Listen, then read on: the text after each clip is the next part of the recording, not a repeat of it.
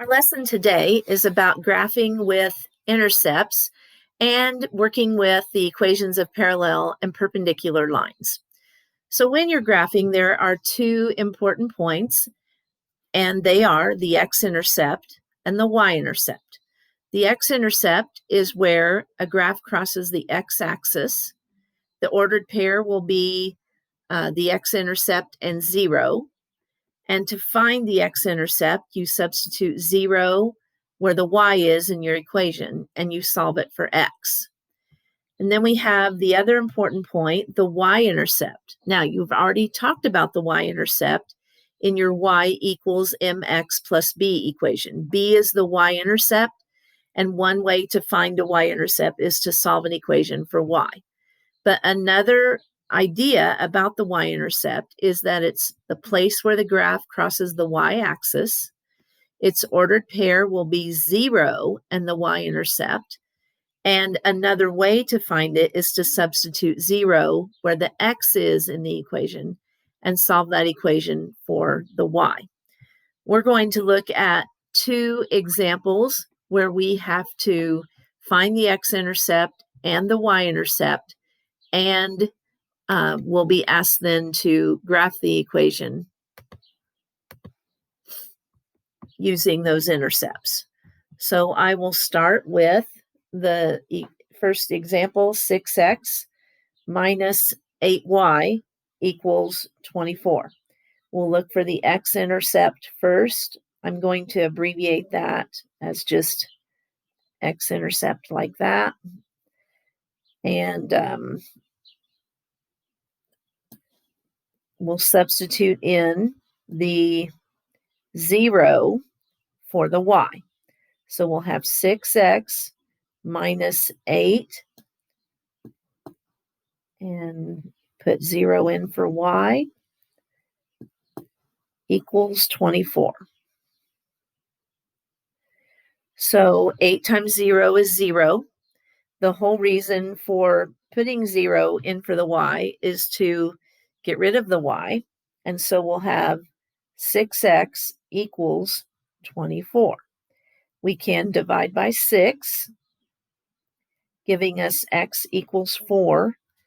And our x-intercept then is the ordered pair 4, 0, which I'm going to go ahead and plot on the graph. So 4, 0. Then we'll move to finding our y-intercept.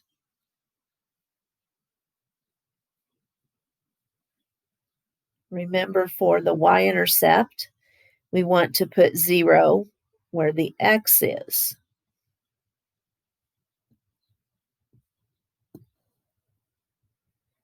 So in our equation, we'll have 6 times 0 minus 8y equals 24. So 6 times 0 is 0. And so we don't need that term anymore. We do need the negative in front of the 8y. So negative 8y equals 24. We can divide both sides by negative 8. And when we solve, we'll get y equals negative 3. And so our y-intercept is 0, negative 3. And we place that on the graph. We need to make sure that we also fill in any blanks. So on this page, we had the y-intercept at 0, negative 3. We have your x-intercept at 4, 0. And then you are to use a line tool, and I'm actually going to show you this on Math Excel, but you want to connect your x and y intercept. Hopefully, if you have a ruler or a straight edge that you can use, that will help you to draw a nice straight line. You want to go through the x-intercept and the y-intercept. Our second example, 3x plus 2y equals 18, follows a similar pattern. We just have a little bit extra to do at the end of the problem.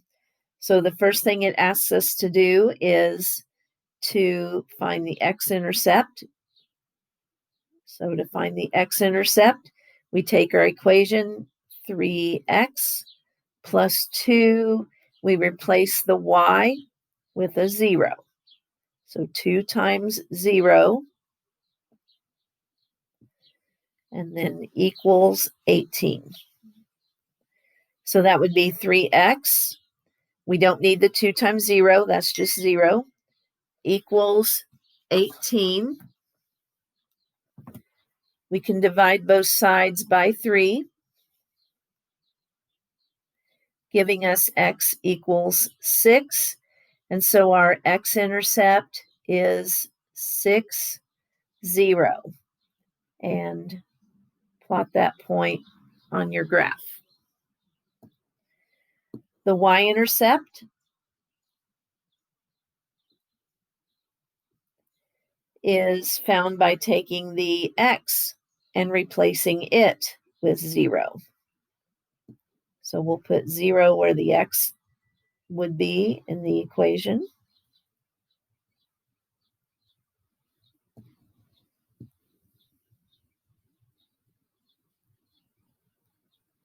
So we'd have 3 times 0 plus 2y equals 18. 3 times 0 is 0. We don't need to write that. We do need the 2y equals 18. We can divide both sides of the equation by 2, leaving us with y equals 9. So your y-intercept, 0 went in for the x, and 9 for the y. And we'll graph that point. 0, 9 is on the y-axis. And then using some kind of a line tool, hopefully a straight edge on paper, you can draw the equation of the line through the two intercepts, 6, 0 and 0, 9. Now, at the bottom of your papers, it says to write the equation as a function. And so as to not mess up my graphs, I'm going to do that work here on the side. And there are different ways that you could do this, but one way would be to solve your equation for y. So if we took 3x plus 2y equals 18, we could subtract 3x from both sides. That would give us 2y equals, remember that we can't combine those, so we just have negative 3x plus 18. We can divide everything by 2.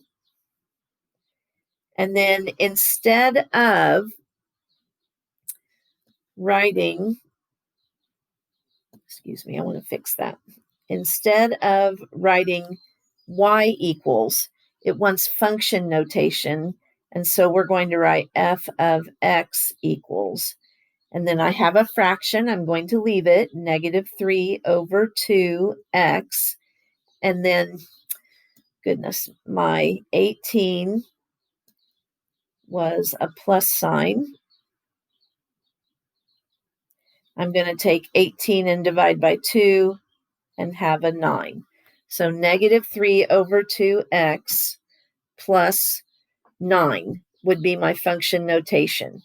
And on Math Excel, the f of x will already be provided, but you'll need to type in the negative 3 halves x plus 9 part of whatever your equation is. One last thing before we finish this video, I wanted to show you a problem from Math Excel and make sure that you were okay in graphing with the intercepts. So graphing with the intercepts, my problem that is showing is 2x plus y equals -6. So in doing my work, I found out that my x-intercept was -3, 0. So to get started on graphing it, you have some options. You could click over here. Personally, I like to do this magnifier. It makes the graph bigger, and it gives me some tools to use here at the bottom of the screen. So I would select the line tool, and then I'm going to plot my x-intercept. Now remember, I have the equation 2x plus y equals -6. So that's different from the equations we just did in your examples. So for this x-intercept, it's -3, 0. I would plot that point, and then notice how a line pops up for me. And so it's waiting for me to plot another point. My y-intercept is going to be -6. So I would have had to have done some work. I find out that my y-intercept is -6, and I can plot that point. Now, if I'm very confident, I can come down here and check my answer. If I accidentally plotted the wrong point, I have two options here to change my mistake. Clear would take my entire graph away, and I would have to start over. I'd have the same problem, but I'd have to start my graph over. Delete would let me delete my selected objects. So let me cancel that and show you. So for example, if I click off of my line, but I decide I just don't know if that is right, I can hit delete, and let's see what happens. In this case, it did take my whole line away. Sometimes it will only take away a certain part of it. So I'm going to go back and put it on. I go back to my line. The world has not ended. I can just replot my points. So -3, 0, and 0, -6. I like that. I'm going to check my answer, and yippee, I got it right. And I would go on to my next question. So this will be the first 4 questions on homework 6. You'll be doing them like this, and we'll move on to our next video for parallel and perpendicular lines.